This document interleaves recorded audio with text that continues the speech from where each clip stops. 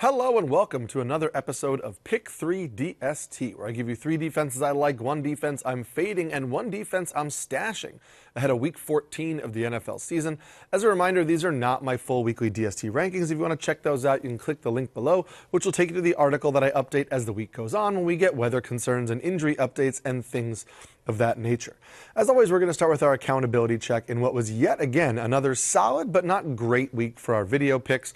We'll start with the bad news. Our stud defense, the Los Angeles Rams, put up just 2 points in an outright loss to the Panthers, and our solid defense, the Houston Texans, had just 2 points against the Colts. And even though those two teams flopped, I'm not willing to let 1 week with 2 really elite defenses turn us off of the process that got us to playing those defenses. And I can tell you that they're both back in my top 10 again this week. We don't want to turn our backs on the process that got us here. However, we did hit on all 3 of our other picks. Our sleeper defense, the Bucs, scored 9 points and finished inside at the top 10.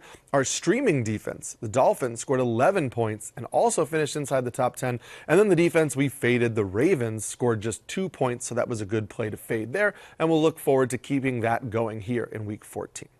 My sleeper defense for the week is the Jacksonville Jaguars. I have them at 10th, and consensus has them down at 17th. Now, I will say I don't love this pick here, but I do have to trust my model a bit. Over the last 2 months, the Jacksonville Jaguars rank 8th in pressure rate, 8th in opponent scoring rate, 8th in EPA per play allowed, that's expected points added per play allowed, and 10th in conversion rate allowed, while averaging 6.4 fantasy points per game. So the stats have been there. The production has been okay, not great, inconsistent for the Jaguars. They're growing up now against a Colts offense that has their quarterback, Daniel Jones, playing through a fractured fibula.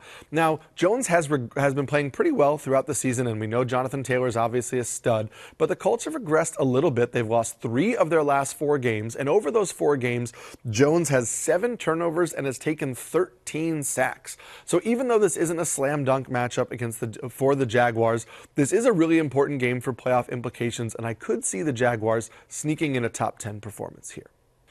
My solid defense for the week is the Denver Broncos. Consensus has them at 1st, and I have them ranked 3rd on the week. Now, this Broncos defense hasn't been elite as we're used to over recent weeks. Over the last 2 months, they ranked 1st in the league in conversion rate allowed, 4th in opponent scoring rate, and 5th in EPA per play allowed. However, they've put up a solid but not great 7.9 fantasy points per game. Obviously, you like that, but it's not what we've expected from the Broncos defense in the past. However, they were doing that without star quarterback Patrick Surtain II and starting linebacker Alex Singleton. They got both of those players back on Sunday night, and even though it wasn't a tremendous performance against the Commanders, this Broncos defense is now getting fully healthy, and we like that heading into the final weeks of the season. They are now going to go up against a Raiders offense that looks like they have running back Ashton Genty playing, but not playing at 100% as he battles that ankle injury. And Geno Smith has really taken a step back. He's taken 25 sacks over his last 4 games. Just a few weeks ago, the Broncos defense without Surtain and Singleton played the Raiders and put up 14 points.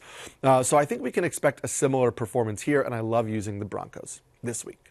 Before I get to my stud defense of the week, pause this video and comment below. Let me know which defense you're starting this week, or ask me any start-sit questions, and I'll get to those as the week goes on. My stud defense of the week is the Seattle Seahawks. Consensus has them at 2nd, and I have them up at 2nd. Now, the Seahawks are a great example of why we don't turn our backs on good defenses after 1 bad week. 2 weeks ago, they really dropped the ball in a great matchup against the Titans, scoring just 4 fantasy points. And so some people were hesitant to put them back in their lineup this week against the Vikings, but the Seahawks wound up being the top scoring defense on the week. So we want to keep using these defenses that are producing metrics and showcasing high-level talent. We want to keep using them in our lineups. Over the last 2 months, the Seahawks are 1st in the NFL in pressure rate, 1st in opponent scoring rate, 1st in EPA per play allowed, 2nd in conversion rate, and 10th in turnover rate. That has led to 12.3 fantasy points per game. That is the best in the league. Now, I know some of that was inflated by the last week against the Vikings, but the Seahawks have been producing before that, and they get a good matchup against a Falcons team that might not bring Drake London back. He's questionable for this game, but the Falcons don't really have anything to play for, so I'm not sure why they would rush London back in this game. And the Falcons just lost outright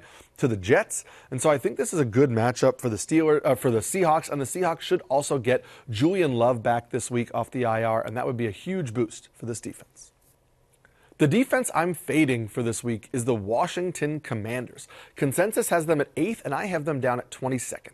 Now, I know you're going to say, how can you have the Commanders ranked that low? Haven't you seen how terrible the Vikings offense looks? And I have seen how terrible the Vikings offense looks. I've also seen how terrible this Commanders defense looks. They are my last ranked defense over the last 2 months of the season. Over that span, they ranked 26th in the NFL in turnover rate, 29th in pressure rate, dead last in conversion rate allowed, dead last in EPA per play allowed, and dead last in opponent scoring rate. So if I have my fantasy playoffs on the line, I simply cannot trust putting the Commanders defense into my starting lineup and hope that they're going to put up a solid performance for me. If anything, I think this could be a get-right spot for the Vikings and J.J. McCarthy. There's just too much talent on that offense with Justin Jefferson and Aaron Jones and T.J. Hawkinson and Jordan Addison. I just can't trust the Commanders defense, so I'm going to be fading them this week. Lastly, we'll discuss my streamer of the week, which is the Tampa Bay Bucks, who are 29% rostered and going up in a matchup against the New Orleans Saints.